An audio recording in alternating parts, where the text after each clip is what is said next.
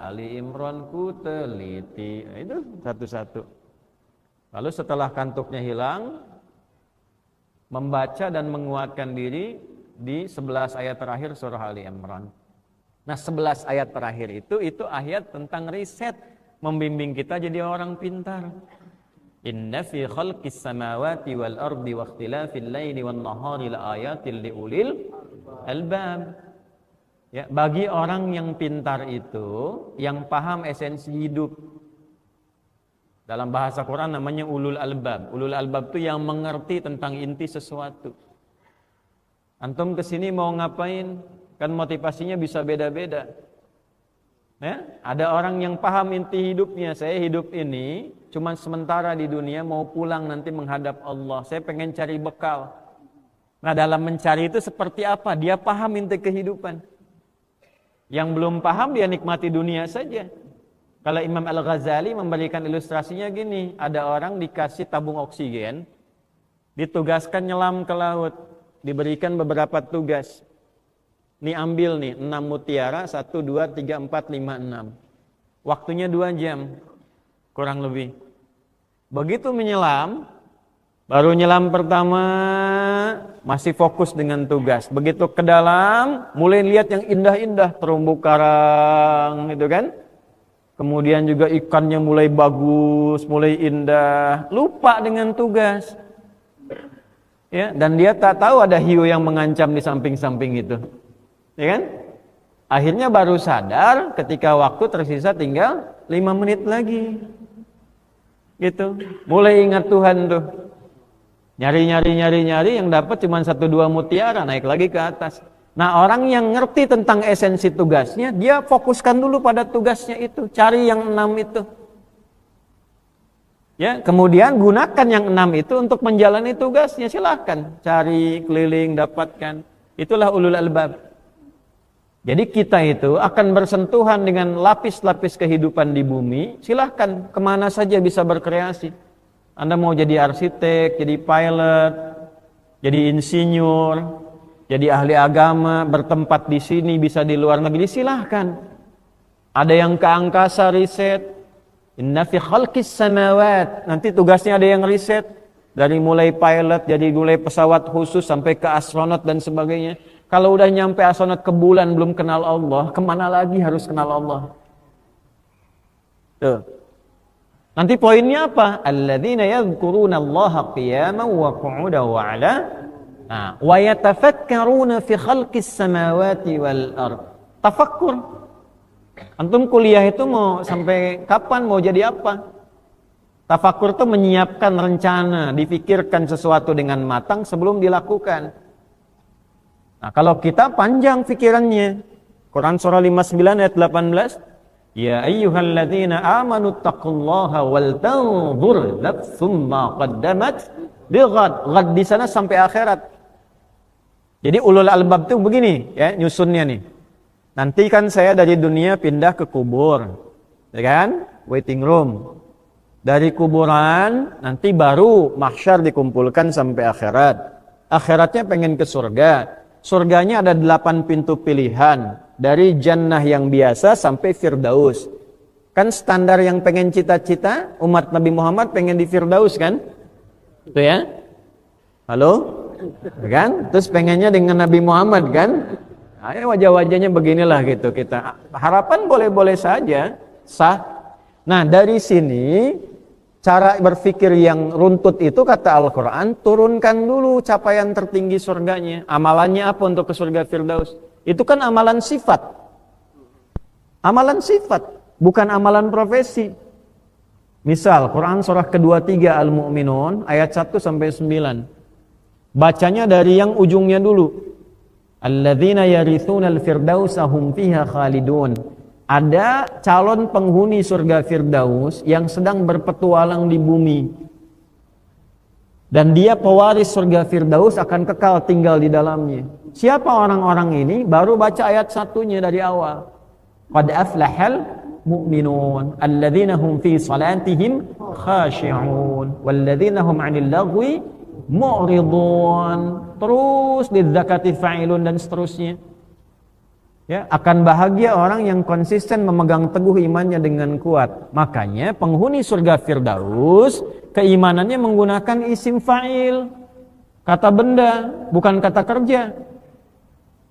Isim fa'il itu menunjuk pada sesuatu yang konsisten, gak berubah. Nih gini, ini Mike, sampai kiamat kurang 2 hari tetap akan jadi Mike.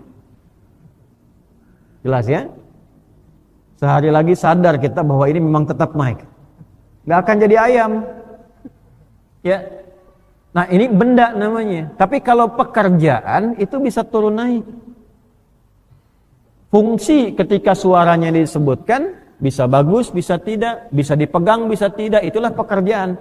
Kata kerja, fi'il. Nah di dalam bahasa Arab, sesuatu yang diungkapkan dengan kata kerja itu biasanya belum konsisten. Kadang naik, kadang turun, kadang naik, kadang turun. Ya, ada amalan-amalan yang dibuka dengan kata kerja. Misalnya salat. Alladzina yu'minuna bil ghaibi wa yuqimunas. Antum ke masjid tiap waktu enggak? Belum tentu. Kadang ke masjid, kadang tidak. Kadang jamaah, kadang tidak. Banyak kadang-kadangnya daripada tidak, gitu kan? Kan? Puasa sunnah konsisten nggak? Itu kan pekerjaan. Makanya puasa dibuka dengan kata iman. Ya ayyuhalladzina amanu kutiba alaikumus. Apakah orang yang semua puasa menjalani puasa sama semangatnya, ibadahnya sama? Belum tentu. Tapi kalau sudah konsisten, nih urutannya gini. Amanu kayu'minun baru mu'minun. Itu urutannya. Kalau yu'minun dia pegang terus, berusaha tingkatkan. Kalau sudah konsisten, terjaga betul, maka berubah jadi mukminun. Itu kalau sudah mukminun tuh kalau tertinggal yang sunnah saja rasanya nggak enak tuh. Terjaga betul. Nah, kemudian yang kedua apa? Kualitas salatnya naik dari sekedar salat menjadi khusyuk. Alladzina hum fi salatihim khashi'un. Jadi kalau cuman pengen masuk surga, ya kan? Tunaikan salat sebaik mungkin. Tapi kalau surganya ingin firdaus, jaga konsistensi khusyuk. Dia belajar bagaimana sholat yang khusyuk itu. Profesinya bisa beda-beda. Jadi dokter bisa. Ya, jadi insinyur. Jadi pebisnis boleh. Ya, tidak dimonopoli oleh ustadz misalnya. Tidak dimonopoli oleh kiai. Tidak. Semua kalangan terbuka masuk ke surga firdaus. Nah Anda, misal yang kuliah ini. Adik-adik yang kuliah. Pengen masuk surga Firdaus, turunkan. Oh, saya cita-cita duniawinya apa? Jadi dokter. Jadi dokter yang bisa khusyuk salatnya. Yang kelak kalau ada pendapatan bisa zakat. Meninggalkan yang tak penting. Anil lagwi mu'ridun. Maka tidak ada bully-bulian. Nggak ada perundungan. Karena nggak penting. Ya, tidak ada kerjasama dengan pengusaha-pengusaha atau bidang usaha yang merugikan pasien. Karena nggak penting. Karena yang dicari apa? Alladzina yarithunal firdausa hum fiha khalidun. Demikian juga ustaz, demikian juga pengajar, demikian arsitek. Ini contoh-contoh kehidupan saja yang kita utarakan hasil dari penunaian sholat kita tadi yang 2 rakaat. Jadi kalau kita ikut sholatnya dengan memahami, rasanya akan beda. Gampangnya begini deh, habis sholat kita diminta merenung. Habis sholat ini Adi Hidayat, kamu sudah kenal Allah belum? Pada orang tuamu bagaimana? Kamu merasa ilmunya sudah cukup lumayan tapi belum kenal dengan Allah secara baik. Coba koreksi dirimu. Kalau pulang hari ini bagaimana gitu. Ya kan? Kan kalau diteruskan dalam salat begitu. Di iftitah kan ada 9 doa iftitah. Makanya ini paling hobinya pakai wajah itu Sayyidina Ali bin Abi Thalib. Ada 9 jenis doa iftitah atau istiftah, ada 2 nama. Ya. Itu Imam Ali bin Abi Thalib itu paling favorit baca yang wajah itu dibacanya malam hari. Kalau Anda baca di Abu Daud tuh Anda temukan itu. Kenapa? Karena ada kepasrahan. Wajjahtu wajhiya lilladzi fataras samawati wal arda hanifan muslima wa ma ana minal musyrikin. Inna salati wa nusuki wa mahyaya wa mamati lillahi rabbil alamin. La syarika lahu bidzalika umirtu wa ana bisa minal muslimin atau wa ana awwalul muslimin. Ada 2 riwayat di situ. Ya Allah, hari ini aku pasrahkan diriku sepenuhnya di malam ini kepadamu penguasa semesta langit dan bumi. Kalau selama ini aku sholat, aku ibadah, aku hidup sampai detik ini, atau engkau wafatkan aku di detik ini, aku pasrah ya Allah. Dan aku berjanji akan menjadi pribadi yang tidak pernah menyimpang darimu, tidak pernah musyrik selama hidup. Tapi kalau engkau beri aku kesempatan untuk hidup setelah malam ini, aku berjanji akan jadi pribadi muslim yang lebih baik daripada sebelumnya. Tuh, Anda yang baca doa itu tadi saat iftitah tuh, buktikan nggak ba'da sholat jadi lebih baik? Nah, itu kesimpulannya dari kajian tadi makna sholat. Kalau sudah paham baru kita ngaji kitabnya ya. Itu muqaddimah tadi itu. Tapi yang penting ada isinya, itu poinnya itu ya. Saya mohon maaf agak begini, saya dari bandara tadi. Ya, belum sempat ke rumah, sudah berapa hari dari Bandung. Cuma nyiapkan, ini kitab pun tadi kita janjian. Ya, didoakan. Sebetulnya kami ada di Mekah. Untuk hari ini berangkat undangan ada konferensi ulama ahli Quran dunia. 45 orang. Nah, saya diundang khusus untuk mewakili dari Indonesia. Cuma karena ada jadwal juga di bulan ini, di tanggal tertentu saya belum sebutkan dulu, maka kami utus 2 orang tadi malam. Jadi saya briefing di bandara sampai jam 10. Akhirnya buka kamar, kemudian baru menjelang subuh berangkat ke sini. Dimaafkan kalau kondisi penampilannya agak tidak seperti biasa ya. Ya, kita sambungkan. Bismillah. Kita sekarang masuk di halaman 22 seperti yang saya ingatkan di pertemuan lalu. Karena yang kemarin telah kita bahas di halaman sebelumnya di 17, itu selanjutnya itu hanya kebanyakan mahfuzat. Mahfuzat itu kata-kata baik, mutiara untuk diingat, nasihat-nasihat. Nah, saya ingin mendahulukan kepada inti poinnya yang terkait dengan hadis-hadisnya. Ya, biasanya kalau mahfuzat itu penguat dari hadis-hadis yang sudah disampaikan sebelumnya. Tema yang kita bahas adalah tentang keutamaan orang berilmu dan penuntut ilmu. Sudah banyak hadis yang kita ambil, kemudian penguat dari keterangan para ulama, maka kita akan masuk pada bagian terakhir di subtopik itu. Sebelum nanti masuk kepada subtopik yang selanjutnya. Jadi kita masih dalam topik subtopik yang pertama pada paragraf terakhir di halaman 22 tentang keutamaan seorang berilmu dan para penuntut ilmu. Nah, ini bagian penutupnya hari ini. Semoga Allah Subhanahu wa taala melimpahkan dan menambahkan cahaya berlimpah kepada pengarang kitab ini, Fadilatul Syekh Muhammad Hashim bin Asy'ari, memberkahi beliau dan keluarganya serta melimpahkan keberkahan serupa kepada kita yang mengaji di kesempatan pagi kali ini. Bismillahirrahmanirrahim. Qala al-muallif rahimahullahu taala, pengarang kitab ini menyampaikan, wa fis sahihaini, dan terdapat di dalam 2 kitab sahih. Kalau ada as-sahihaini berarti Al-Bukhari dan Muslim. Kalau asy-syaikhani berarti Imam Al-Bukhari dan Muslim. Kalau asy-syaikhan itu maksudnya orangnya, 2 syekh. Ya, jadi kalau nanti Anda ngaji misalnya mustalah hadis, ya, nanti ada ilmu dirayah, ada ilmu riwayah. Kalau Anda masuk di bab mustalah hadis, Anda akan temukan maratibus sihhah, di antaranya urutan-urutan hadis sahih, turunan-turunannya. Ya, termasuk nanti sebelumnya ngaji dulu apa itu hadis, apa bedanya hadis dengan Quran, ada berapa ragam hadis, kenapa disebut sahih, ada definisinya. Enggak semua nanti berinteraksi dengan hadis itu memahaminya ya sesuai pemahaman kita, tidak. Ulama sudah membuat pakem dari awal supaya menjaga agama ini tetap benar. Itulah keindahan dalam Islam. Jadi di Islam itu tidak ada satupun ajaran kecuali terjaga kualitasnya, dan itu bersanad sampai ke penutur awalnya.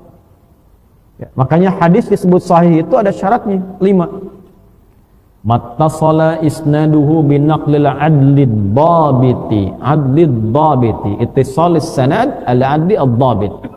Mattasala isnaduhu binaqlil adlid dhabiti anil adlid dhabiti min ghairi syududin wa illatin qadihatin lima.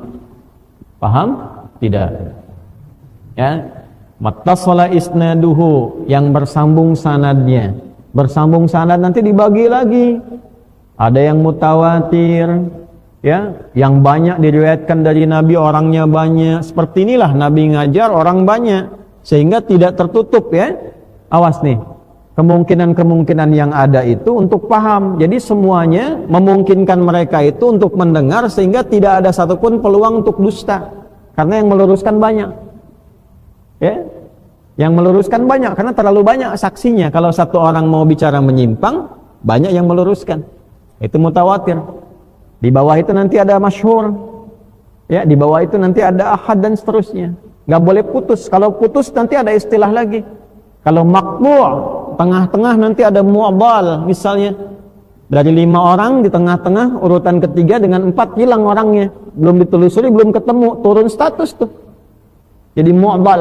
Nanti dari sahih jadi dhaif. Dhaifnya apa nanti? Ada babnya lagi. Jadi jangan serta-merta begini, ini dhaif, gak bisa diamalkan. Nah, itu belum belajar ilmu hadis.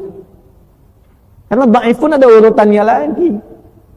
Ya, nanti kalau sifatnya di periwayat misalnya gini. Ini kan adil nanti ada ukuran. Dhabit itu kuat hafalan, enggak a.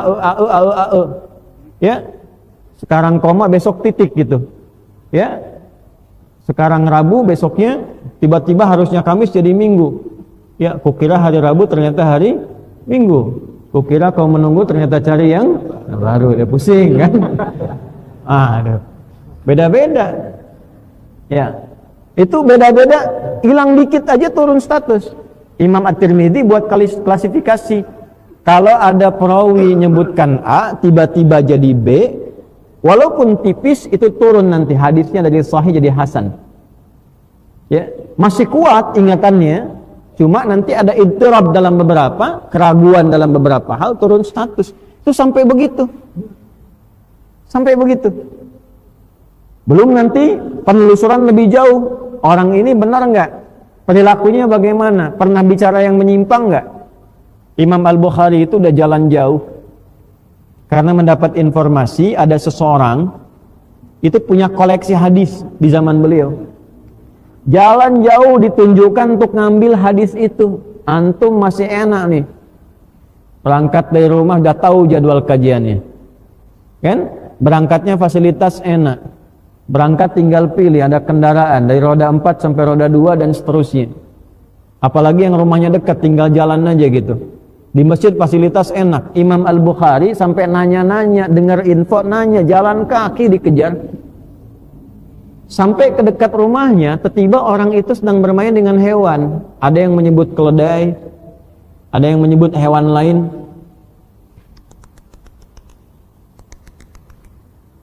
Datang hewannya, ternyata nggak dikasih makan. Pura-pura mau ngasih makan, ternyata tidak ngasih makan. Itu melihat itu, Imam Al-Bukhari balik lagi, Pak. Ditanya kan, ya Imam, Imam, kenapa kok nggak jadi ngambil? Ya dia sama hewan aja bohong, apalagi sama Nabi katanya. Tuh. Padahal belum tentu, mungkin hadis yang disampaikan ini keliru, belum tentu. Tapi karena etikanya bermasalah, integritasnya bermasalah, tidak diambil. Kenapa? Karena khawatir nanti agama ini menjadi celah. Oh pantas umat Islam begitu, hadisnya diambil dari orang yang fasik. Nah, itu maksudnya. Maka nanti ada ilmu namanya jarah wa ta'dil. Ada kitab nanti Mizanul I'tidal. Enggak sembarangan belajar hadis itu. Ada runtutan. Saya dari pesantren tuh udah riset tuh. Ya, ada Mu'jam Fahras di Al-Fadil hadis tuh berapa jilid tuh besar-besar. Ini setengah meja lah kitab, sepertiga meja gini. Ya, tapi ada racun-racunnya juga, ada yang ngarangnya orientalis, macam-macam dan sebagainya. Itu mesti hati-hati, mesti teliti. Nah, itulah nanti dibikin urutan. Yang pertama nanti mattafaqa alaihi al-Bukhari wal Muslim. Kalau Imam Al-Bukhari, Imam Muslim muridnya sepakat pada satu syarat hadis dengan kualifikasi ketat, maka itu urutan pertama. Yang kedua ma rawahul Bukhari, ketiga man farada alaihil Muslim. Setelah itu baru urutan-urutan yang lainnya. Ya, ada nanti Abu Daud, ada Tirmidzi, ada macam-macam dan seterusnya. Kalau ketemu Imam Al-Bukhari, Imam Muslim meriwayatkan hadis yang sama, itu tingkat paling tinggi. Nomor 1. Kalau digabungkan riwayat itu dan pasti sahih itu keduanya. Dalam riwayat kitab sahihnya ya, disebutnya namanya Al-Jami'. Al-Jami' As-Sahih Al-Musnad Al-Mukhtasar min umuri Rasulillah sallallahu alaihi wasallam wa sunanihi wa ayyamihi. Itu contoh yang Sahih Al-Bukhari. Coba ulang itu. Ya?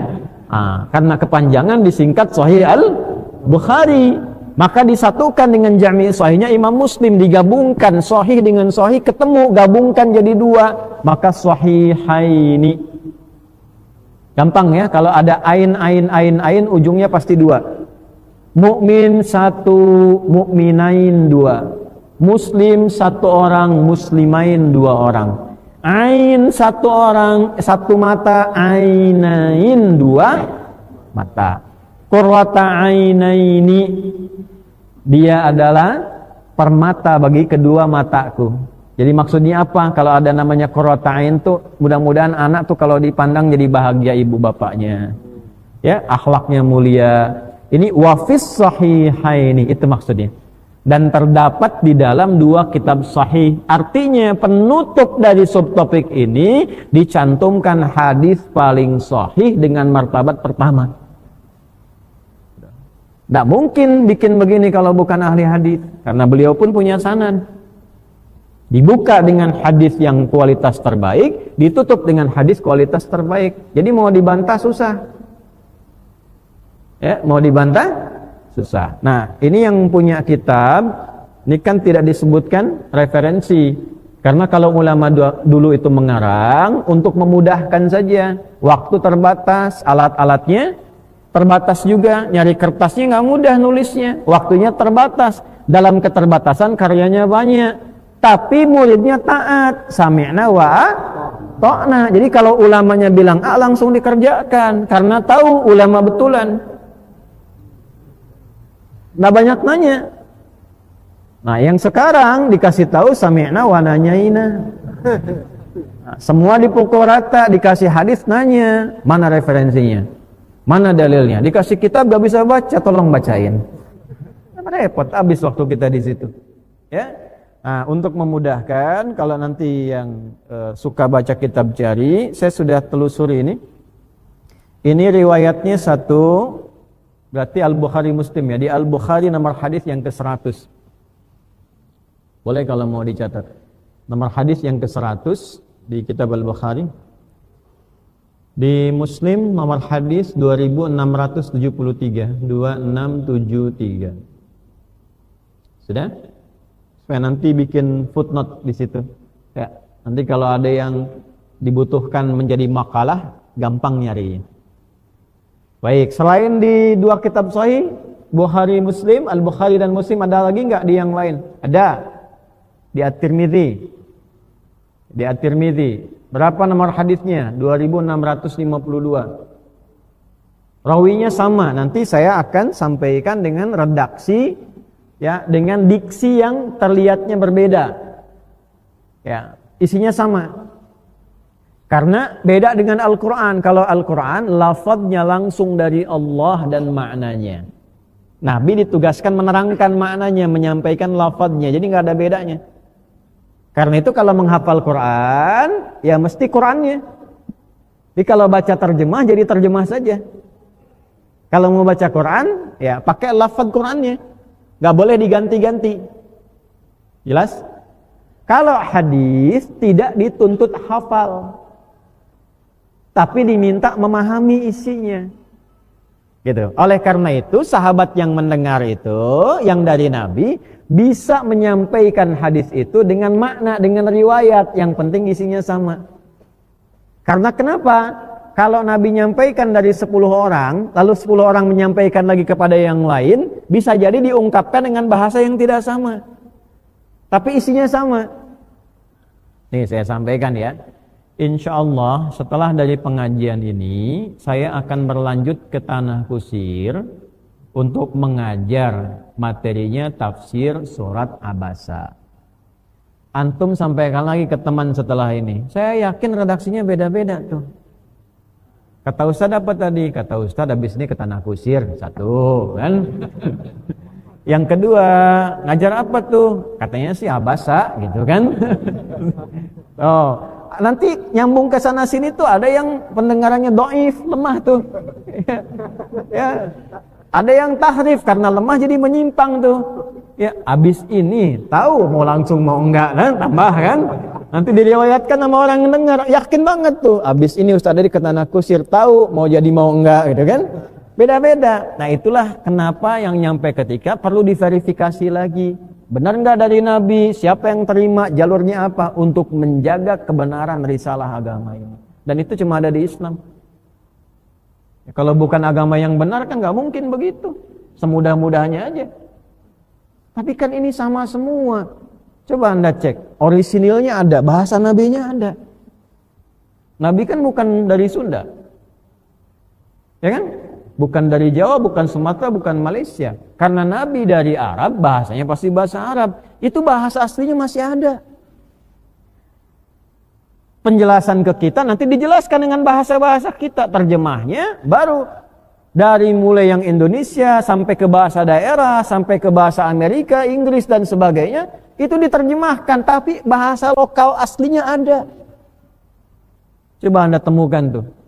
Nabi Musa, bahasa Nabi Musa kitabnya ada nggak sampai sekarang? Bahasa Nabi Isa masih ada nggak sampai sekarang? Murni yang adanya tuh. Itu kita belum bicara Qur'annya. Dan itu diteliti kebenarannya dan terbuka secara objektif. Oh, ini yang benar-benar dari Nabi, ditelusuri. Ini yang kemungkinan diduga, ini yang lemah, ini nggak mungkin Nabi bilang begini. Telusuri semuanya untuk menunjukkan kebenaran Islam. Islam itu sangat terbuka. Itu agama mana yang mengajarkan seperti itu? Jadi kalau dengan demikian belum yakin dengan kebenaran Islam, nah perlu diterangkan seperti apa lagi? Ini untuk kita ya. Bagi orang yang beriman, itu gambarannya demikian. Nah sekarang, apa yang disebutkan dalam dua kitab sahih ini sebagai penutup subtopik yang dimaksudkan? Haddatsana qala an Abdullah bin Amr bin al-As radhiyallahu taala anhuma. Kalau ngaji hadis untuk menyingkat, kalau yang belajar ilmu hadis itu buka dengan haddatsana qala atau qala dulu. Ya, jangan langsung begini, misal, nggak salah ya, nggak salah, tidak salah. Misalnya qala Rasulullah. Nah, tapi guru kami yang ngajar ilmu hadis selalu nyampaikan, ya bunai anakku, selalu bilang haddatsana atau qala begini baru, karena nggak mungkin kau langsung dengar dari Nabi. Qala Rasulullah, Nabi bersabda. Kapan Nabi bersabda? Ente ketemu Nabi kan? Candaannya begitu kalau syekh-syekh kami itu. Ya, maka adabnya apa? Qala atau haddatsana qala, telah menyampaikan kepada kami dari bacaan yang kami baca.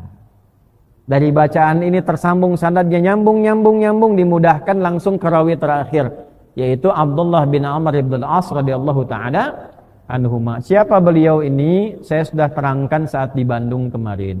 Kalau Anda tidak ada di Bandung, lihat yang pengajian di YouTube yang kemarin, Hadirat Official, supaya nggak kelamaan saya terangkan. Ya, intinya ada 3 Abdullah, tiga-tiganya jenius. Anaknya Abbas radhiyallahu taala anhu, Abdullah juga namanya Abdullah bin Abbas, disingkat Ibnu Abbas. Itu pakar Quran, hafal 2000 hadis, turjumanul Quran. Ada Abdullah bin Umar bin Khattab radhiyallahu taala anhuma, itu juga pakar dalam bidang hadis, kurang lebih punya hampir 2800 hadis. Ya, kemudian yang ketiga yang ini yang kita bahas, Abdullah bin Amr bin al-As radhiyallahu taala anhuma. Ini pakar hadis, pakar fikih. 9 tahun sudah menguasai fikih, sudah hafal fikih sampai fikih berkeluarga, fikih nikah hafal. Karena itu minta sama bapaknya dinikahkan sejak usia 9 tahun. Lalu apakah dinikahkan sama bapaknya? Nanti cerita lain, di bahasan berbeda. Yang penting kita kesini dulu.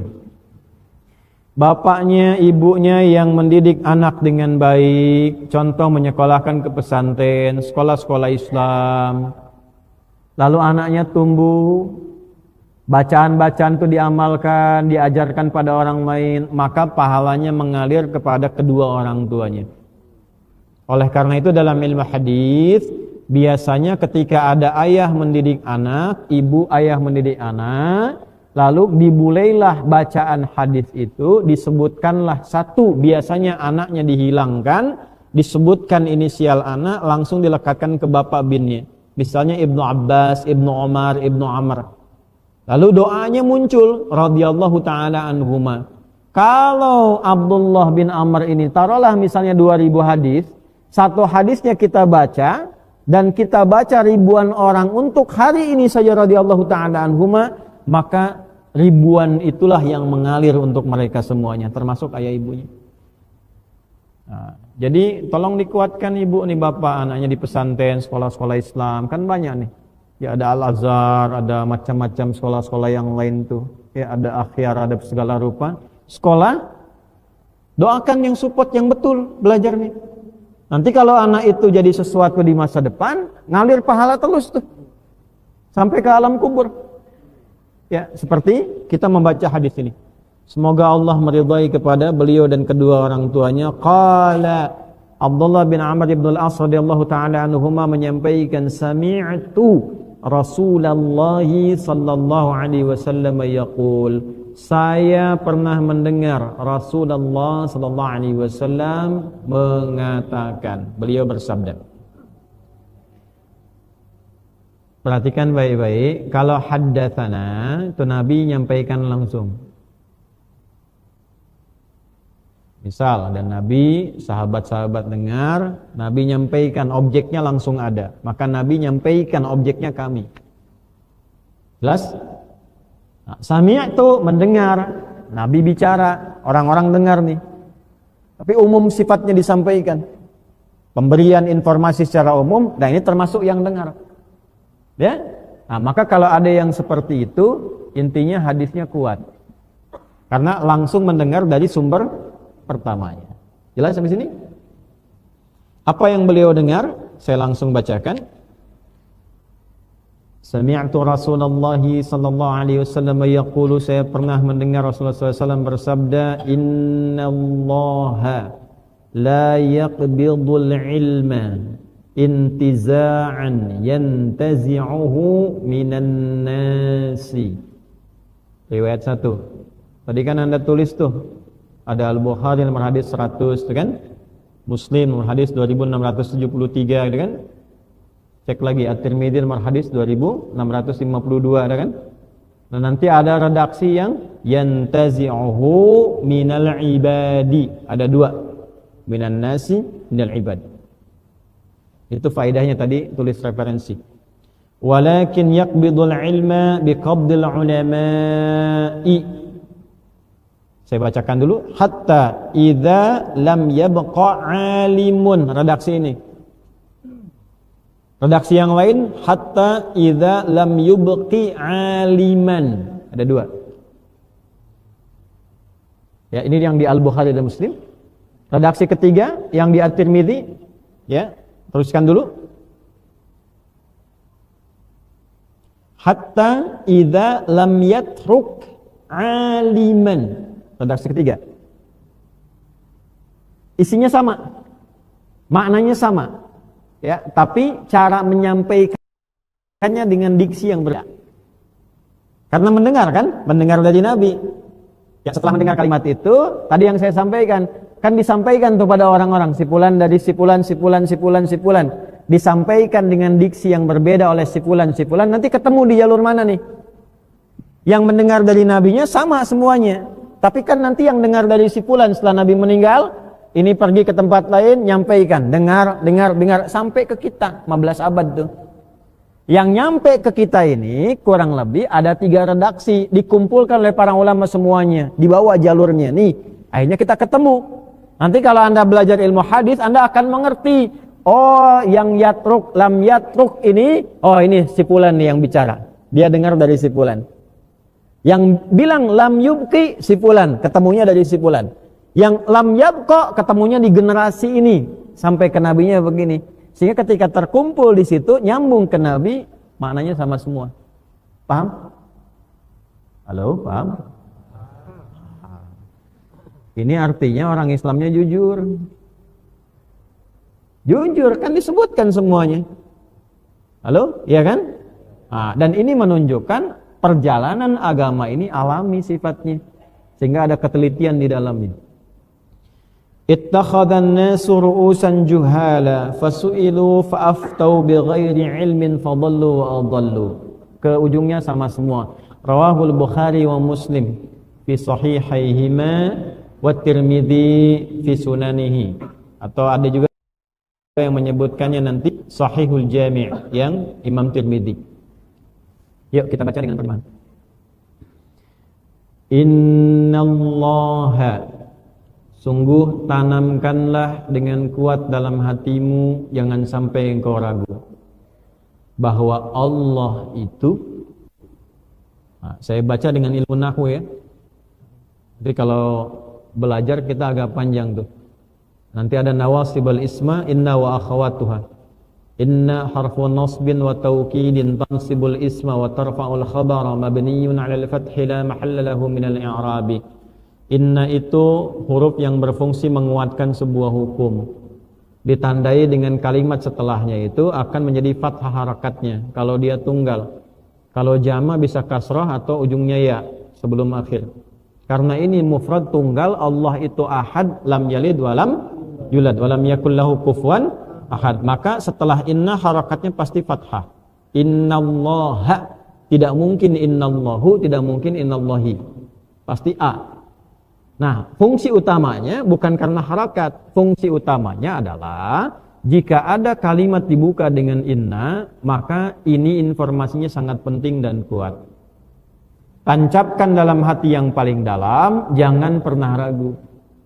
Untuk itulah saya sampaikan tadi, innallaha, kata Nabi, sungguh tancapkan dalam hatimu yang paling dalam, jangan sampai goyah, bahwa Allah itu la yaqbidul ilma intiza'an yantazi'uhu minan nasi ay minal ibad. Allah itu tidak akan mencabut ilmu. Tidak akan mencabut ilmu. Jadi jika Allah berkehendak ingin menghilangkan pengetahuan di muka bumi, tidak akan dicabut satu disiplin ilmu itu sekaligus ilmunya langsung. Yantazi'uhu minan nasi ay yantazi'uhu minal ibad, diambil langsung dari kalangan manusia atau dari kalangan hamba-hamba. Kenapa ada dua redaksi di sini? Ya. Ibad itu untuk menunjukkan biasanya sifat kesolehan.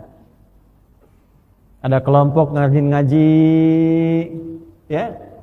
Tiba-tiba nanti yang biasa dipelajari ilmunya jadi nggak bisa dipelajari lagi. Sebabnya gimana nih? Karena mulai hilang ilmunya. Sehingga antum punya rasa kerinduan, ya Allah, sulit lagi mendapati yang seperti itu. Nah, kalau Allah mau ngambil itu bukan langsung diambil ilmunya, diambil tafsirnya, diambil hadisnya, sehingga nggak ada lagi ilmu hadis, ilmu tafsir, nggak begitu caranya. Atau di kalangan manusia pada umumnya, kan kalau disebut nas itu nggak semuanya ngaji, ke pengajian maksudnya, ya. Tapi nanti ada tokoh-tokohnya. Ilmu itu kan kalau tidak ada orang yang menyampaikan, tak nampak ilmu itu kan. Maka ada pakarnya ya. Maka bagaimana cara Allah kemudian mencabut ilmu itu? Ya, dan ini sebagian tanda dari mendekati akhir-akhir zaman. Walakin yaqbidul ilma biqabdil ulama'i. Namun akan mengambil, mencabut ilmu itu dengan mewafatkan para ulamanya. Pakar-pakarnya sudah meninggal satu-satu. Tuh, hilang. Sehingga yang biasa ngaji merasa kehilangan. Sulit lagi menemukan tokoh seperti itu. Rindu rasanya bertemu tokoh seperti itu. Susah menemukannya. Syekh Yasin dulu yang kita sangat banggakan, ulama kita musnid dunia itu. Ya, ahli sanad sedunia, ngasih-ngasih sanad tuh. Ya, ke ulama-ulama di Timur Tengah sampai ke Mesir sampai sebagainya. Saya dapat salah satu sanad dari Syekh Ali Jum'ah. Ternyata Syekh Ali Jum'ah itu guru-gurunya ngambil juga dari Syekh Yasin Al-Padangi. Syekh Gumari itu ngambil dari Syekh Yasin Al-Padangi. Syekh Yasin Al-Padangi itu, ya, Muhammad Isa bin Yasin Al-Padangi itu beliau punya guru 700 orang di Mekah saja. Ya, musnid itu, musnid dunia. Ketika sudah meninggal dunia, tidak ada merasa hilang karena belum ada yang selevel itu lagi. Ya. Yang sekarang-sekarang belum bisa mendekati, jauh. Antum juga sama, punya guru alimnya luar biasa misalnya, akhlaknya mulia. Ya, kalau kita pandang tuh kita ingat Allah, pengen ibadah. Ya. Coba kalau nggak ada satu pengajian jadwalnya aja, pasti kan gelisah, rindu. Sekarang orangnya hilang, meninggal. Rasanya akan beda itu. Guru-guru kita mulai pulang satu-satu tuh. Ya, mulai pulang. Nah, itulah cara Allah kalau ingin mengambil satu ilmu, sudah satu diambil, maka yang wafat ulama-ulamanya. Ya, teruskan dulu. Hatta idza lam yabqa alimun, riwayat 1, sampai kalau nanti sudah enggak ada lagi tuh alimnya. Ya. Sudah tidak ada lagi pakarnya. Kan kata Imam Nawawi itu punya spesifikasi 4, masih ingat ya pertemuan lalu tuh. Jadi bukan cuman hafal ini, hafal itu, bukan begitu. Wala yata'allamu illa mimman takammalat ahliyatuhu. Wa dhaharat yanatuhu, wa tahaqqaqat ma'rifatuhu, wa ishtaharat siyanatuhu. Dan tidaklah seorang penuntut ilmu itu belajar dari sosok yang betul-betul alim kecuali punya 4 ciri berikut ini. 1, pakar di bidang ilmunya. Gak main-main. Jadi bukan ulama Google, ya, bukan ulama YouTube. Lihat ceramah orang sampaikan lagi jadi pakar, nggak begitu. Taba ya tubuh, YouTubean. Pas baka ya Facebookan. Instagram ya Instagraman. Tak kayu taktiku, TikTokan. Awas jangan pulang dari sini, itu yang diinget tuh. Belajar apa Musa nih? Tak kayu taktiku TikTokan kan. Aduh, ada tuh. Ya, enggak begitu. Betul-betul pakar. Makanya saya sering lewel tuh. Kalau memang ada pakar-pakar, kasih kesempatan tuh. Nanti kita jelaskan setelah itu. Nanti kalau sudah tidak ada lagi yang seperti itu, makanya ada redaksinya begini. Hatta idza lam yubqi alima, sampai kalau Allah sudah menghendaki tidak ada lagi satu pun yang tersisa. Satu yang pakar. Kedua, ya, dhaharat diyanatuhu, memang alimnya juga abid. Ahli ibadah juga, ahli zikir. Istighfarnya banyak, salawatnya banyak, ngajinya bagus. Wa tahaqqaqat ma'rifatuhu, kenal Allah sehingga tidak mungkin dia bicara yang tidak diridhai Allah. Nah, mafhum mukhalafah, pengertian terbaliknya, nanti akan muncul lawannya. Yang kalau bicara itu sudah enggak ingat Tuhan, walaupun mungkin gelarnya ada yang melekat kepadanya seperti keulamaan. Bisa ustaz, bisa kiai, bisa habib, bisa macam-macam. Tapi bicaranya tidak terkontrol. Bahkan di hadis Muslim dalam pembuka itu, di nomor hadis kurang lebih, cek nanti ya, nomor hadis 12. Di pembuka itu, jilid yang pertama, di muqaddimah. Itu jelas disampaikan. Sayati alaikum unasun ayaz zamanun, akan datang nanti di masa-masa sekelompok orang, di era-era nanti kata Nabi. Ya, yang kalau mereka bicara itu bikin kalian bingung. Yuhadditsunakum bima lam tasma'uhu wa la yasma'unahu aba'ukum. Mereka nanti kalau ceramah, kalau pidato, kalau menyampaikan statement, itu bikin kalian bingung. Ini benar nggak dari agama gitu? Ini benar nggak Islam tuh ngajarin seperti ini? Ya, jangankan kalian, kata Nabi, bapak-bapak kalian pun yang dulu-dulu kalau dengar ikut bingung juga. Ya. Bahkan jangankan yang beriman, itu Abu Jahal kalau dengar itu ikut bingung juga tuh. Wah, ada juga yang begitu ya katanya. Dulu tuh Abu Jahal bawa rombongan tuh ke Nabi ngadep. Bilangnya begini, ya Muhammad SAW, gini aja deh, kita damai aja, gak usah rame-rame, gak usah perang. Kita damai, kita memang beda tuh. Jadi kamu punya keyakinan, saya punya keyakinan. Cuma supaya kita damai, Allah, kita gantian aja. Nanti malam ini kami nyembah Tuhan kamu. Besok-besok kamu yang nyembah Tuhan kita. Ya, tapi dia sudah bikin statement memang kita beda. Cuma supaya nggak perang, gantian aja ibadahnya. Malam ini kami nyembah Tuhan kamu, besok-besok kamu nyembah Tuhan kita. Diluruskanlah oleh Allah. Toleransi yang benar dalam akidah itu bukan begitu. Anda mengakui beda kan? Maka dibuka. Qul ya ayyuhal kafirun. Hei orang-orang yang merasa beda. Sehingga menutup dirinya dari dakwah Islam. Mengcover. Ya tidak menerima nggak apa-apa, itu pilihan Anda. Makanya kalimatnya halus. Orang-orang yang merasa beda, yang mengcover dirinya dari Islam. Artinya belum mau menerima. Dihormati itu. Ya, la ta'budu ma ta'budun. Ya, qul ya ayyuhal kafirun la a'budu ma ta'budun. Sudah gini aja toleransinya. Nggak perlu harus ikut dan saling campur. Sudah, saya ibadah sesuai keyakinan saya, menyembah yang saya yakini. Anda menyembah yang Anda yakini. Wala antum abiduna ma a'bud. Dan Anda nggak harus memaksa diri untuk menyembah apa yang saya sembah. Anda kan punya keyakinan. Ya. Wala ana abidum ma abattum. Ditegaskan lagi wala antum abidum ma nama abud. Dan sekali lagi ditegaskan, saya tidak harus memaksa diri menyembah yang Anda pertuhankan. Anda pun jangan memaksa diri menyembah yang saya pertuhankan. Yang paling indah tuh begini saja, lakum dinukum.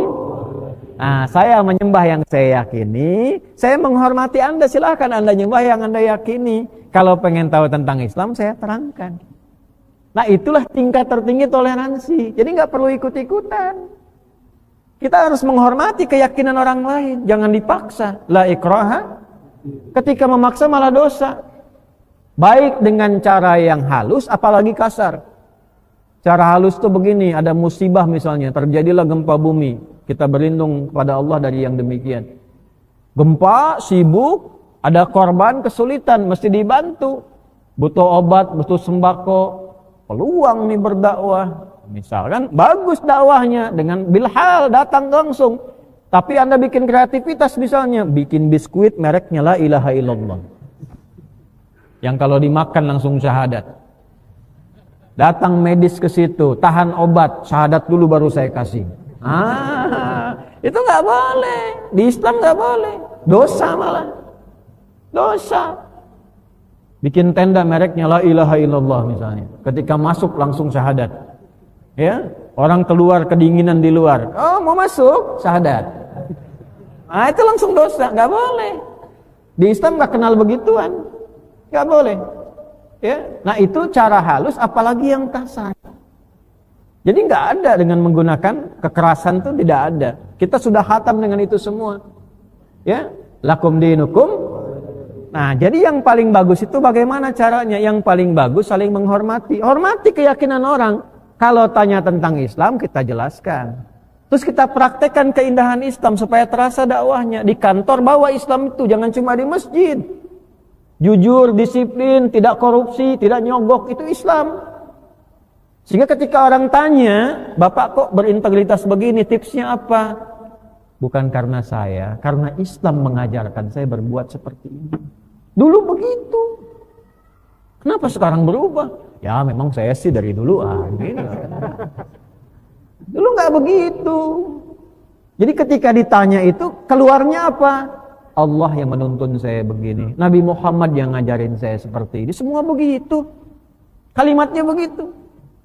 Tadi ada yang bersin tuh barusan tuh ya. Waktu saya ngajar itu. Zaman Nabi itu lebih unik lagi. Bersin saat Nabinya sholat. Nabi sholat ada jamaah bersin. Itu bisa dicek di hadis Muslim tuh, nomor hadis 537. Kalau beda di nomor, lihat rawinya, namanya Muawiyah bin Al-Hakam As-Sulami. Itu ngasih kesaksian. Ya, saya waktu sholat bersama Nabi, ya, bainama ana usolli ma'an Nabi sallallahu alaihi wasallam, tiba-tiba ada jamaah bersin. Nah, ternyata hadis ini tentang jamaah-jamaah awal masuk Islam. Jadi para mu'alaf yang masuk Islam di awal-awal masa Islam diajarin sholat, belum tahu fikih sholat sepenuhnya. Hasin satu jamaah. Dijawablah sama si yang Muawiyah ini, sahabat mulia ini. Bukan Muawiyah Abu Sofyan ya, Muawiyah bin Al-Hakam As-Sulami. Karena belum tahu hukum, taunya kalau ada orang bersin jawab yarhamukallah. Jadi ketika dia bersin dijawab sama yang ini yarhamukallah. Jamaah yang lain tahu kalau sholat gak boleh bicara. Akhirnya mereka nengok semua gini. Jamaah-jamaah itu nengok, nepuk ke pahanya begini, maksudnya jangan jawab gitu ya. Itu kejadian. Jadi hadis-hadis itu nggak terlalu serius bagaimana. Ada bab-bab yang ringan-ringan. Yang kalangan awam itu memang akan terjadi yang demikian-demikian karena belum tahu hukum. Caranya bagaimana meluruskan. Gitu. Itu bisa terjadi. Saya pernah khutbah Jumat di daerah tuh. Begitu saya tanya, apakah Anda masih beriman kepada Allah? Dijawab sama jamaah, masih katanya. Gimana status Jumatnya itu?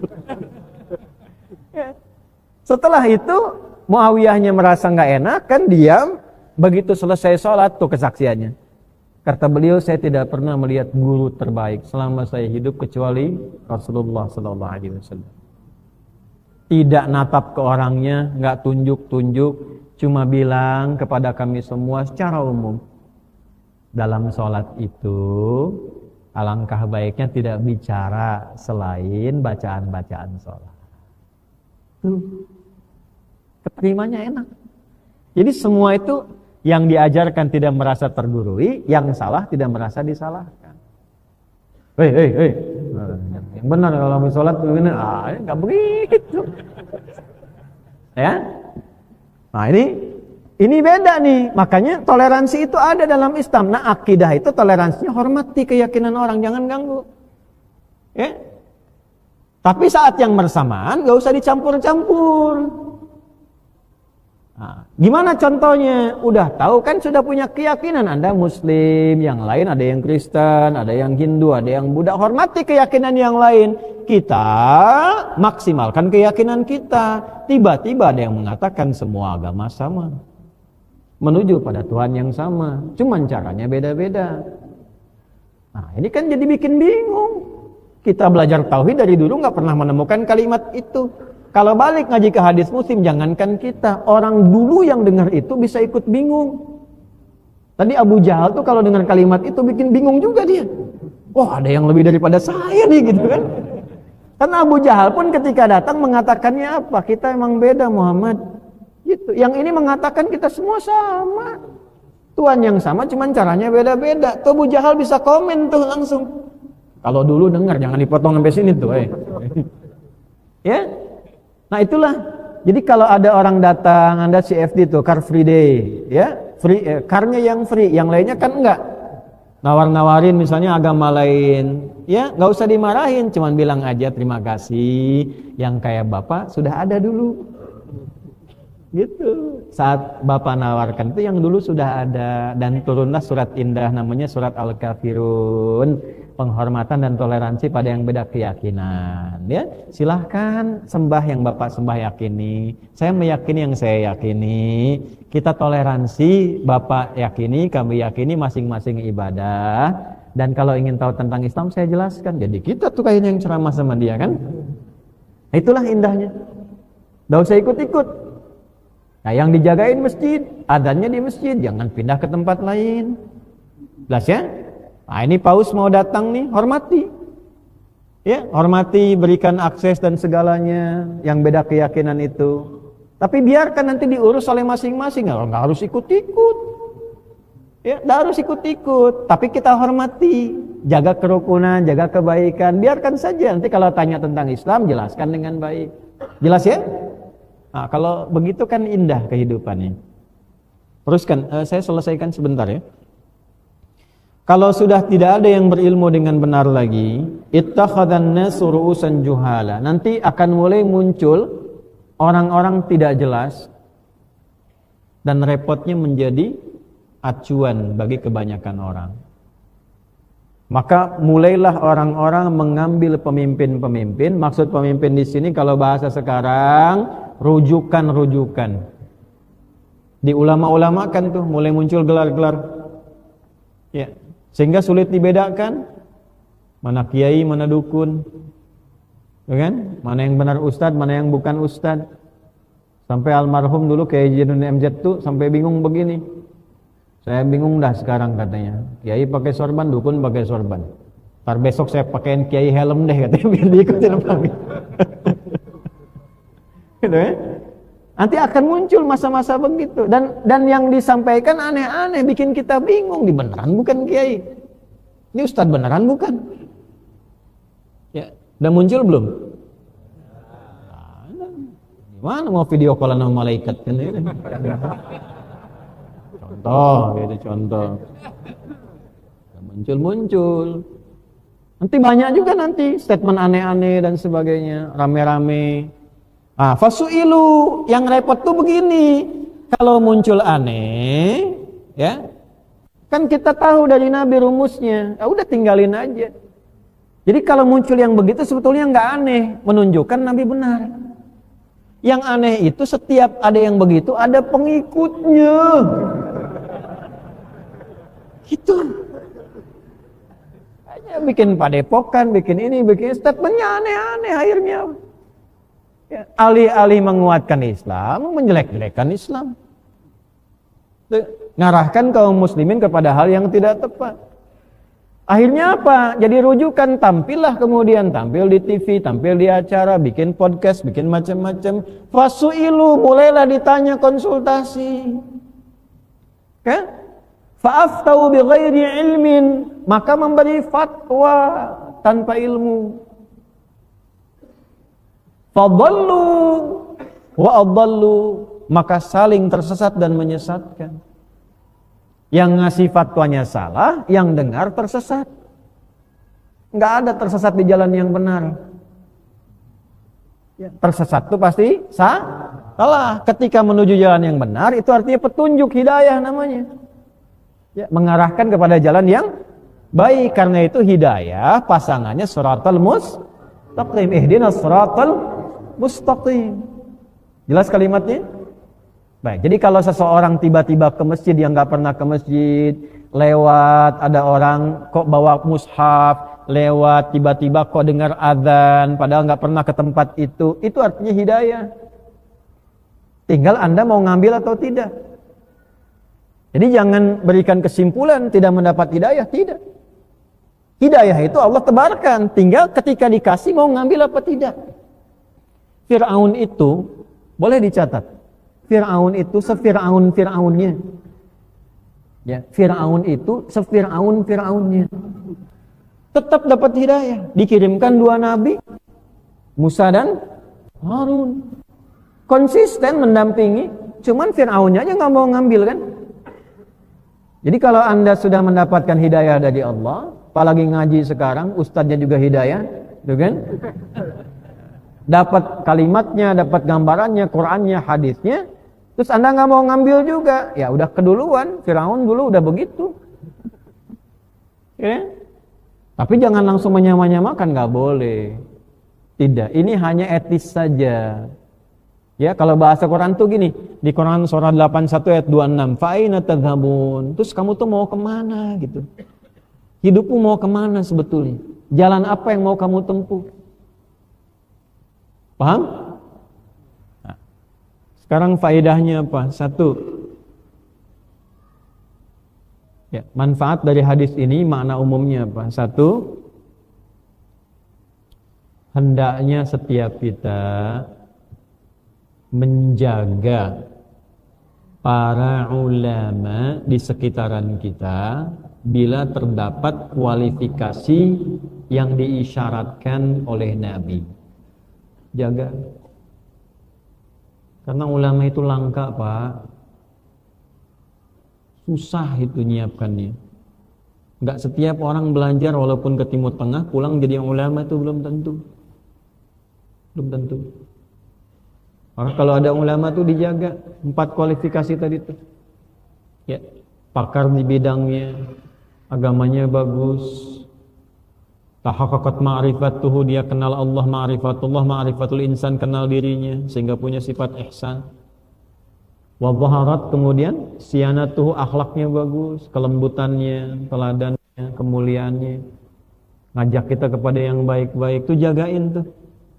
Coba di data ya, Ustaz, itu di sekitaran ini, dekat-dekat kita tuh ulamanya siapa saja yang Anda jagain tuh. Ya, dijaga yang betul, karena sibuk mikirin umat kan, tiap waktu. Masuk berapa, sehingga kadang-kadang untuk keluarganya pun waktunya sedikit. Yang dipikirkan tuh itu Imam Syafi'i itu saat tidur itu masih merumuskan 300 masalah yang mungkin dialami oleh orang-orang. Dalam tidur malamnya masih mikirin umat tuh. Nah, kalau ada yang begitu, jangan dibikin repot. Dijagain, dibantuin, dijaga supaya ilmunya stabil, ngajarnya betul. Sebab kalau punya masalah di rumahnya aja dengan istrinya, ngajar jadi nggak benar. Ya, jaga dengan baik. Nah, jangan sampai malah kemudian tidak nyaman dengan itu, pindah misalnya, ya, atau ya terjadi hal-hal yang tidak diinginkan, keberkahan pasti hilang. Ulama itu kalau ada di satu tempat, semua hidup. Jalannya jadi enak, ya. Terus dunianya ikut ke situ. Coba aja kalau antum nggak percaya, ada ulama yang betul-betulan hidup, pengajian hidup, ekonomi hidup, harga tanah hidup, rumah tiba-tiba jadi naik, macam-macam sekitarannya itu, masyarakat jadi nyaman. Ganggu aja ulamanya tuh, sepi tuh. Nggak percaya silakan. Nah kalau ada yang seperti itu jagain ulama-ulama itu. Nah yang kedua, siapkan kaderisasi. Nah, ini kalau ada teman-teman nih kalau mau jadi ulama, niatkan yang betul. Kalau antum merasa sudah tidak terjangkau dengan usia, levelnya belajar saja, siapkan anak cucunya. Belajar dari sekarang. Ya, apalagi dalam kondisi sudah banyak bermunculan, maaf, sosok-sosok yang kita ragukan. Bukan hanya keulamaannya, keilmuannya, integritasnya, siapa dia kok tiba-tiba muncul, entah dari mana dan sebagainya. Bikin statement aneh-aneh. Jelas sampai sini? Nah, siapkan kaderisasi. Maka dari itu, nah ini diharapkan nih, ya, masjid-masjid itu kalau nyusun jadwal, ustad-ustadnya dicek dulu. Pakarnya di bidang apa? Kasih bidang itu, jangan lompat-lompat. Antum di perusahaan nih ya, yang kerja di bank dan sebagainya kan ada DSN tuh. Terus ada dewan pengawasnya juga, syariahnya. Cari yang betul-betul pakar. Ya MUI, ormas-ormas juga jangan rekomendasikan yang bukan pakar di bidang itu. Ya, termasuk nanti di pemerintahan. Nanti ada Kementerian Agama, turunan ke bawah dan sebagainya. Betul-betul harus ulama karena ngambil kebijakan. Kalau enggak ulama nanti repot jaga agamanya. Ya, maka di setiap masjid nih, ya kerjasama, jangan bersaing pada yang tidak tepat. Ya, fastabiqul khairat, berlomba pada yang baik-baik, gantian. Ini kan ada ustadz-ustadz bagus bisa ngajar di Al-Azhar. Itu ada As-Salam, sana ada Al-Ihsan kan. Terus nanti Baitur Rahim dan seterusnya. Ustadz sama nih bisa ngajar, jamaahnya kan kadang sama-sama tuh. Jangan kasih tema yang sama. Misal di sini Al-Arba'in, di sana Riyadhus Shalihin, nanti sana Sahih Muslim gitu kan. Dan kerjasama yang kompak, yang bagus. Jangan saling bersaing. Biar rame sana mati tuh. Boleh. Ya, apalagi bikin kajian disama-samain waktunya, dibikin jamaah bingung dan sebagainya misalnya kan. Kerjasama. Nanti bikin skala prioritas. Yang pengen ngaji bab sholat ke Al-Azhar ya. Yang pengen ngaji bab zakat ke Al-Ihsan ya. Yang pengen ngaji bab adab ke As-Salam ya. Bisa dikaji itu begitu. Jadi orang punya prioritas, bikin jadwal. Nah itu seperti itulah. Jamaahnya dibentuk, saudara kan. Kalau sudah seperti itu, insya Allah kita akan terjaga. Kalau ada yang aneh-aneh yang seperti ini, cukup tinggalkan. Nah, nanti dalilnya apa? Quran surah keempat An-Nisa ayat 140. Ini penutupnya. وَقَدْ نَزَّلَ عَلَيْكُمْ فِي الْكِتَابِ أَنْ إِذَا سَمِعْتُمْ آيَاتِ اللَّهِ يُكْفَرُ بِهَا وَيُسْتَهْزَأُ بِهَا فَلَا تَقْعُدُوا مَعَهُمْ حَتَّى يَخُوضُوا فِي حَدِيثٍ غَيْرِهِ إِنَّكُمْ إِذًا مِثْلُهُمْ إِنَّ اللَّهَ جَامِعُ الْمُنَافِقِينَ وَالْكَافِرِينَ فِي جَهَنَّمَ جَمِيعًا. Qadnya itu bisa tahqiq, bisa taukid. Jadi qad itu ada tahqiq, ada taukid, ada takrib. Menguatkan hukum, menjamin sesuatu, mendekatkan pada sesuatu. Misal, contoh qad takrib, mendekatkan pada sesuatu adalah qad dalam kalimat iqamah. Allahu Akbar, asyhadu an la ilaha illallah, asyhadu anna Muhammadar Rasulullah, hayya 'alas shalah, hayya 'alal falah, qad qamatis shalah. Qadnya itu takrib. Qad qamatis shalah, siapkan salat karena sudah mau dekat waktunya dilakukan. Siapkan dari sekarang, khusyukkan jiwa, ingat menghadap Allah. Mungkin salat terakhir, mungkin tidak bangun lagi, mungkin ini saatnya sujud yang paling khusyuk, itu pada qad munculnya. Makanya imam berbalik, menguatkan lagi, istau, istaqimu, sallu salatan muwadda'. Rapatkan saf, luruskan yang baik salatnya, khusyukkan jiwanya, jadikan sebagai salat perpisahan kita. Itu cuma pada satu kata, qad. Nah yang ini qadnya tahqiq. Qadnya apa? Taukid. Ya, qad nazzala 'alaikum fil kitab, telah ditetapkan, dikuatkan ketentuan di dalam Al-Quran. Apa ketentuannya? An idza sami'tum ayatillahi, kalau anda dengar penceramah, gelarnya apapun, lalu tiba-tiba dia bicara ayat, yukfaru biha, memalingkan ayat itu, mengganti maknanya. Wa yustahza'u biha, atau minimal ada yang mengolok-ngolok. Ngolok-ngolok ayat tentang jilbab, ngolok-ngolok ayat tentang tahajud, ngolok-ngolok ayat tentang waris misalnya dan sebagainya. Atau mengingkari itu. Ini sudah bukan eranya lagi warisan 2:1. Ini kan kesetaraan gender 1:1. Tanpa tahu ilmu. Ya. Jilbab itu kan cuman budaya. Jilbab itu bukan syariat. Maka apapun ya boleh-boleh aja kalau nggak berjilbab. Ketemu tuh, misal, atau ngolok-ngolok misalnya, yang tahajud diolok-olok dan sebagainya, ke ayat, apa? Bimbingan Qur'annya indah sekali, fala taq'udu ma'hum, jangan dicela, karena mencela yang sudah tercela itu buang-buang energi. Halo? Tidak usah buang energi kita untuk mencela yang sudah tercela, enggak dicela pun sudah tercela kok. Gampangnya kata Quran, tinggalin saja. Gak usah disimak. Nanti viewernya turun sendiri. Subscribernya hilang. Seminarnya kosong. Apa tujuannya? Pelajaran moral. Hatta yakhudhu fi haditsin ghairi, sampai dia sadar, oh saya keliru. Karena itu gak ada orang yang mau nyimak saya.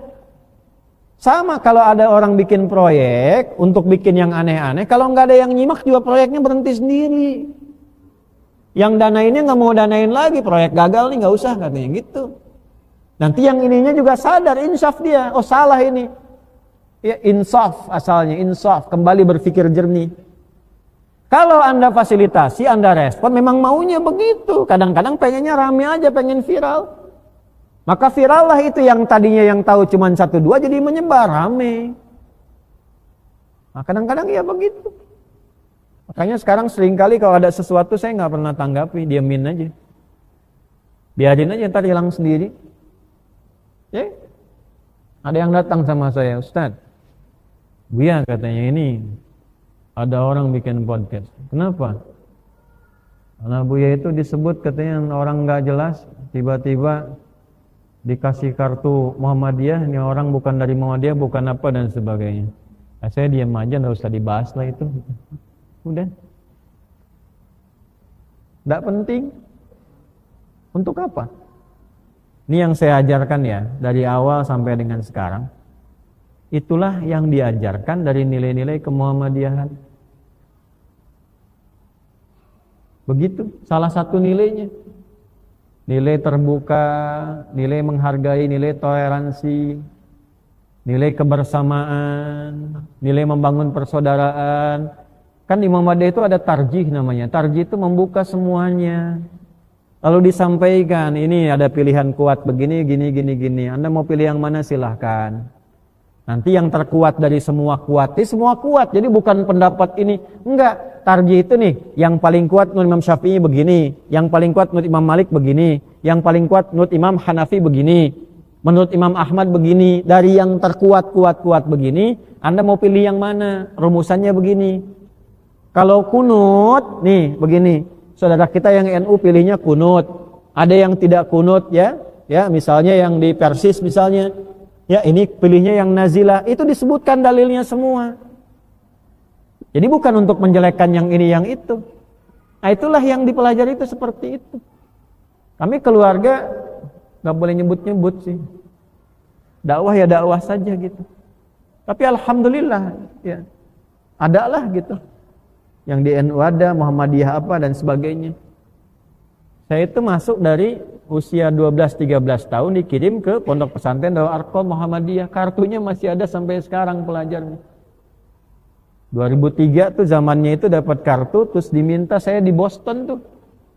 Diminta untuk bantu di Majlis Tabligh. Saya bilang saya tuh enggak harus perlu jabatan apapun, saya bantu aja apa saja. Karena saya mencintai semuanya. Nah, itulah yang coba kita rangkul. Jadi jangan sampai karena beda ormas saling tidak kenal, tidak begitu. Ya, dengan Muhammadiyah, dengan NU, dengan Persis, dengan Dewan Dakwah dan sebagainya dihidupkan. Nah, kenapa tiba-tiba muncul podcast benturan ini itu dan jadi mufti? Ya, kan jadi aneh-aneh gitu. Nah, itulah yang mesti kita semua sekarang lihat. Jadi tidak semua konten itu mesti kemudian harus disimak dan sebagainya, ntar hilang sendiri. Ada pesilat jadi mufti kan, jadi aneh-aneh gitu. Ada yang nggak jelas jadi mufti dan sebagainya. Kalau mau ditelusuri kita ketemu.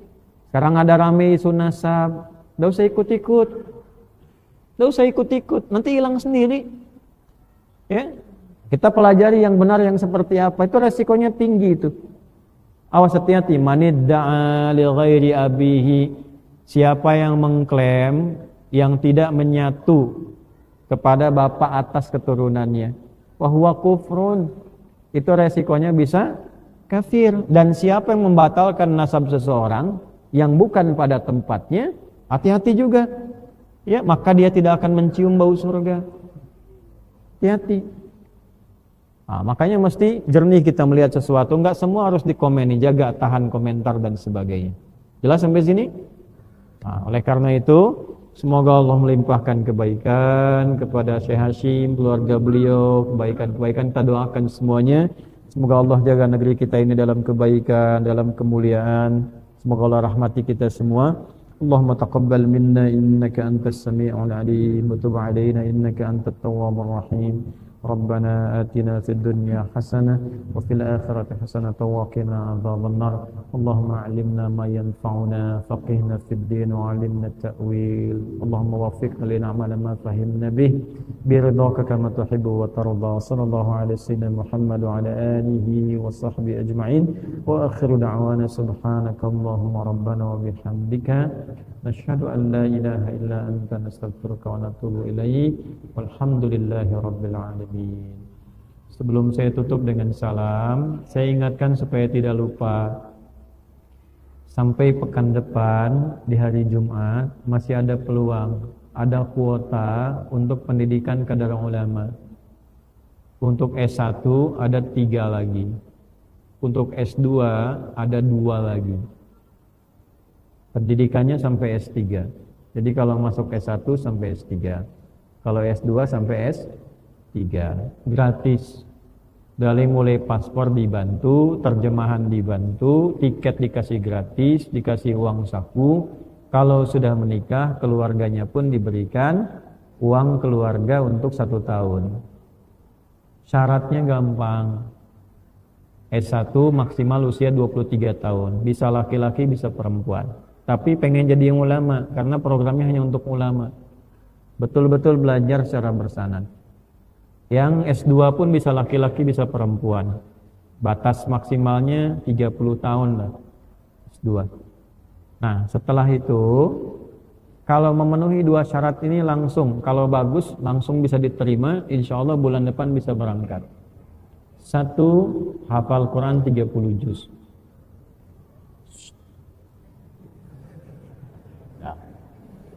Bisa komentar. 2, lancar bahasa Arab, tidak ae. Ya, kalau ada itu daftarkan ke Kiai Berkasnya.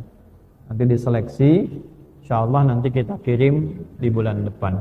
Terima kasih. Assalamualaikum warahmatullahi wabarakatuh.